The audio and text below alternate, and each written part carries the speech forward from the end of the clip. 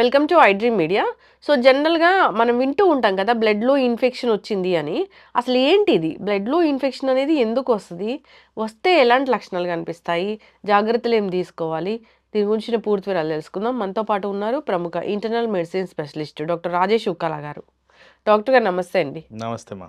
Doctor గారు, ఈ మధ్య కాలంలో మనం ఎక్కువగా వింటున్నాం ఏందంటే బ్లడ్‌లో ఇన్ఫెక్షన్ వచ్చింది. నాకు ఇలాంటి లక్షణాలు కనిపించాయి. డాక్టర్ ట్రీట్మెంట్ ఇచ్చారు అని. ఈ ఇన్ఫెక్షన్ ఎందుకొస్తది బ్లడ్‌లో అసలు? సో జనరల్‌గా ఇన్ఫెక్షన్ అంటే బయట నుంచి వచ్చే క్రిములు. ఆ హ్మ్. క్రిములు లంగ్‌లో రావచ్చు, కామన్ ఎంట్రీ, యూరిన్‌లో రావచ్చు. ఎందుకంటే ఈజీ యాక్సెస్ పాయింట్స్ బాడీలో కామన్‌గా ఎఫెక్ట్ అయ్యే ఏరియాస్. హ్మ్.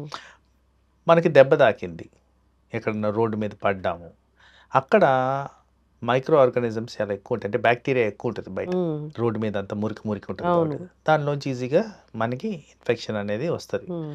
ఒక హైజీనిక్ ప్లేస్ కాకుండా ఏరియాలో ఫుడ్ తిన్నాం. హుహు. అంటే సరిగ్గా పెట్టని, అంటే సరిగ్గా స్టోర్ చేయింది ఫ్రెష్ కాని ఫుడ్ తిన్నాం. ఆ ఫుడ్ తిన్నప్పుడు కూడా పేగుకు సంబంధించిన ఇన్ఫెక్షన్ వచ్చేదని కాదు. అంటే ఇక్కడ అంతా ఏంటంటే ఎక్కడైతే ఇట్లాంటి క్రిములు ఎక్కువగా ఉంటాయో, బ్యాక్టీరియా కానీ వైరస్ కానీ, అది ఈజీగా బాడీలో ఎంటర్ అయ్యి అక్కడ ప్రాబ్లం క్రియేట్ చేయడం మొదలు పెడుతుంది. హ్మ్. అయితే తిన్న ప్రతిసారి వస్తుందా? రాదండి. ఆ క్వాంటిటీ ఎంత బాడీలోకి ఎంటర్ అవుతుంది, ఎంత శాతం ఎంటర్ అవుతుందో కాకుండా బాడీలో ఆ పర్సన్‌కి ఎంత స్ట్రెంగ్త్ ఉంది. హ్మ్. ఇప్పుడు ఆల్మోస్ట్ మనం డైలీ తిరుగుతూనే ఉంటాం. కానీ ప్రతిసారి మనకి ఇన్ఫెక్షన్ రాదు. ఎక్కడో వీక్ పాయింట్ తగిలినప్పుడే ఆర్ స్ట్రాంగ్ వైరస్ తగిలినప్పుడే, స్ట్రాంగ్ బ్యాక్టీరియా తగిలినప్పుడే ఇలాంటివి జరుగుతూ ఉంటాయి. ఇన్ఫెక్షను డైరెక్ట్ ఎంట్రీ కావడం అంటే బాడీలో ఇట్లా స్కిన్ మీద నుంచి వచ్చేయడం అనేది ఉండదు. గాలి తీసుకోవడము, నోట్లోకి ఆహారం తీసుకోవడము, హ్మ్. ఇంకో వేరే విధంగాను ఇలా కామన్‌గా బాడీలోకి ఇన్ఫెక్షన్ ఎంటర్ హ్మ్. అవుద్ది. బాడీలో ఉన్న ఆర్మీ ఏదైతే వైట్ సెల్స్ అంటామో హ్మ్. అవి ఈజీగా కొన్ని ఫైట్ చేసి ఆపేయగలుగుతాయి. హ్మ్. ఎక్కడైతే వైట్ సెల్స్ ఫెయిల్ అవుతాయో అప్పుడు ఇన్ఫెక్షన్ బాగా ముదిరి ఫీవర్ రూపంలో ప్రెజెంట్ అవ్వడం, హ్మ్. పేషెంట్‌కి వేరే రకాల సింప్టమ్స్ కనపడడం, హ్మ్. హాస్పిటలైజేషన్ అవ్వడం అనేది జరుగుద్ది. ఇప్పుడు బ్లడ్‌లో ఇన్ఫెక్షన్ వచ్చింది అంటే వైట్ బ్లడ్ సెల్స్ అనేవి అంటే ఉండడానికన్నా ఎక్కువగా కనిపిస్తూ ఉంటాయా? వైరల్ ఇన్ఫెక్షన్స్‌లో తెల్ల కణాలు తగ్గిపోతాయి. హ్మ్. వేరేస్ బ్యాక్టీరియల్ ఇన్ఫెక్షన్స్‌లో తెల్ల కణాలు పెరుగుతాయి. హ్మ్. సో, వచ్చిన ఇన్ఫెక్షన్ బట్టి మనకది పెరుగుతుందా, తరుగుతుందా అనేది హ్మ్. ఏర్పడుతది. This is general. హ్మ్. ప్రతి దగ్గర ఇది అప్లై అవుద్దంటే అలా కాదు. హ్మ్.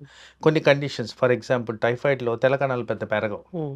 సో, ఇన్ఫెక్షన్ బట్టి కూడా వేరియబిలిటీ అనేది ఉంటది. హ్మ్. బట్ ఇన్ జనరల్ ఇది ఈ ప్రక్రియ. ఎక్కడైతే తెల్ల కణాలు బాగా ఎక్కువ ఉంటాయో అది బ్యాక్టీరియల్ ఇన్ఫెక్షన్స్. ఎక్కడైతే తెల్ల కణాలు తక్కువ ఉంటాయో అక్కడ వైరల్ ఇన్ఫెక్షన్ గురించి ఆలోచించాల్సిన అవసరం ఉంటుంది. హుహు.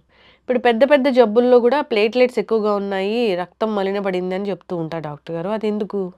సో, ఇన్ జనరల్‌గా వీటిల్ని మెడికల్ టర్మినాలజీలో హ్మ్. అక్యూట్ ఫేస్ రియాక్టెంట్స్ అంటాం. హ్మ్. అక్యూట్ ఫేస్ రియాక్టెంట్స్ అంటే ఈ ప్లేట్లెట్స్ సరంగా హ్మ్. పెరగడం, హ్మ్. తర్వాత తెల్ల కణాలు సరంగా పెరగడం, సిఆర్‌పి అనేది పెరగడం, పెరగడం. ఈఎస్ఆర్ అనేది పెరగడం, హ్మ్. థైరాయిడ్ పెరగడం, ఇట్లా చాలా డిఫరెంట్ రకాల మార్కర్స్ అయితే మన బాడీలో ఉంటాయి.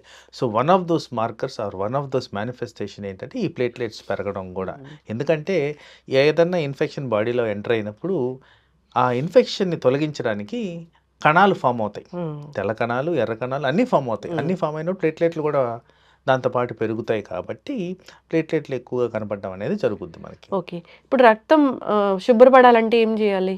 పోవాలి అని అంటారు. సో, బేసికలీ రక్తం శుభ్రపడాలి అంటే ఫస్ట్ మీరు హెల్తీ లైఫ్ స్టైల్ మెయింటైన్ చేయాలి.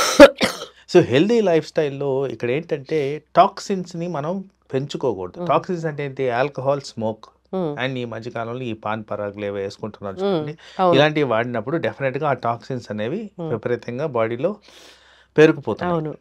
తర్వాత మీరు హెల్తీ లైఫ్ స్టైల్‌లో దీంట్లో చేయాల్సిందేంటి? ప్రాపర్‌గా డైట్ తీసుకోవడం, ప్రాపర్‌గా నిద్రపోవడం, ప్రాపర్‌గా నీళ్లు తాగడం. ఇవన్నీ చేస్తున్నారా లేదా? ఒకరోజు చేసి నేను మిగతా రోజులు చేయనంటే హ్మ్. కాదండి. వాటర్ చాలా ఇంపార్టెంట్. లాంగ్ టర్మ్‌గా చేయాలి. హ్మ్. యెస్. వాటర్ చాలా క్రూషియల్. Very, very important. ఈ సర్క్యులేషన్‌ని మెయింటైన్ చేస్తది కాబట్టి, తద్వారా ఈ కిడ్నీలు, లివర్ ద్వారా ఫిల్ట్రేషన్ జరుగుద్ది కాబట్టి, ఇది చాలా ఇంపార్టెంట్ రోల్ ప్లే చేస్తది మనకి. హ్మ్. అసలు ఎన్ని లీటర్స్ ఆఫ్ రక్తం ఉండాలి మనకి?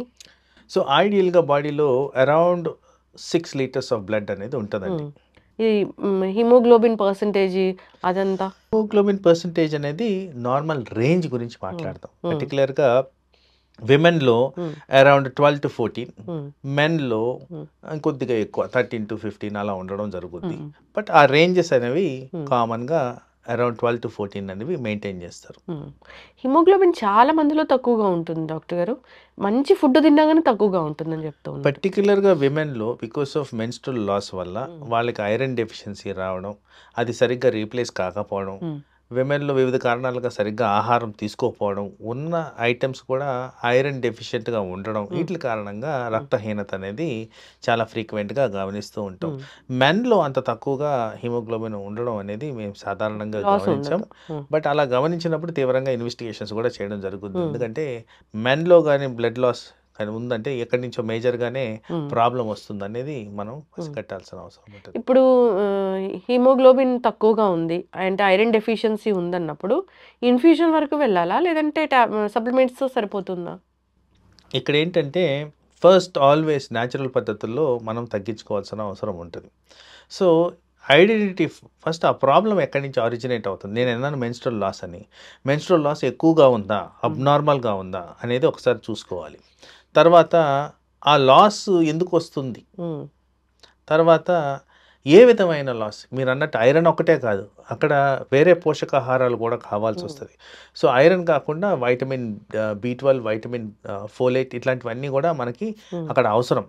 సో అవన్నీ ఎలా ఉన్నాయి. ఉమ్, తర్వాత జనరల్గా ఈ ఐరన్ ట్యాబ్లెట్స్ తట్టుకోవడం చాలామందికి ప్రాబ్లం. ఎందుకంటే అవును. దానివల్ల గ్యాస్ట్రిక్ ప్రాబ్లం రావడం, కాన్స్టిపేషన్ వస్తుంది అంటారు. కాన్స్టిపేషన్ వస్తుంది, లూజ్ మోషన్ వస్తుంది, మెటాలిక్ టేస్ట్ వస్తుంది, విపరీతమైన వామిటింగ్ సెన్సేషన్ వస్తుంది. ఇలాంటి చాలా రకాలుగా ప్రజెంట్ అవుద్ది.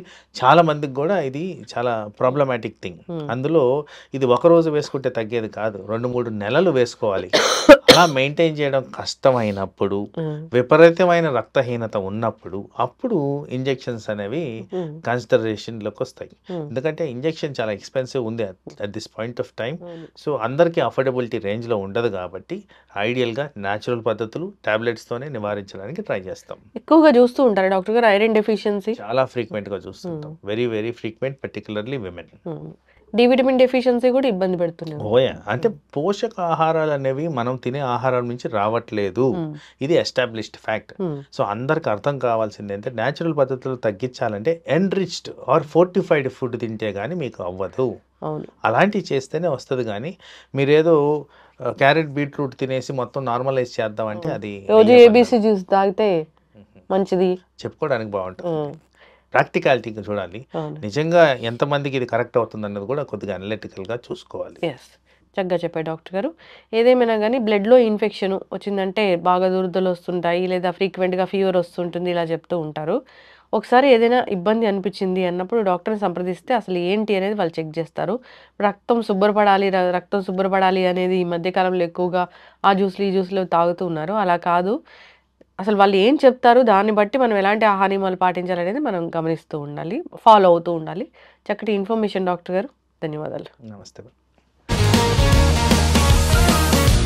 Sir, one life lesson what medicine has taught you. Whatever you can do without expecting. But I really believe మన పాజిటివ్ యాటిట్యూడ్ ఉంటేనే మనం ఏదైనా సాధించగలం. గట్ని మనం కరెక్ట్గా డీల్ చేసినట్లయితే అది మనకి పాజిటివ్ హార్మోన్స్ని రిలీజ్ చేస్తుంది. షుగర్ వచ్చిన వాళ్ళ పరిస్థితి ఏంటి? పొట్ట దగ్గర పెరిగితే దాన్ని ఆండ్రాయిడ్ అంటారు, ఆండ్రాయిడ్ ఫోన్ కదా. అసలు థాట్స్ ఎందుకు వస్తాయి? బ్రెయిన్ డెడ్ అంటే దానికి ప్రపంచం అంతా కూడా కొన్ని నిర్దిష్టమైనటువంటి లక్షణాలు ఉంటాయి. మానసికంగా ధైర్యంగా ఉంటే క్యాన్సర్ జయించవచ్చు. You are a doctor for a cause sir, అంతే. వాళ్ళకి వచ్చిన ఆదాయం కాకుండా ఫ్రీ సర్వీస్ ఎంతమందికో చేస్తుంది.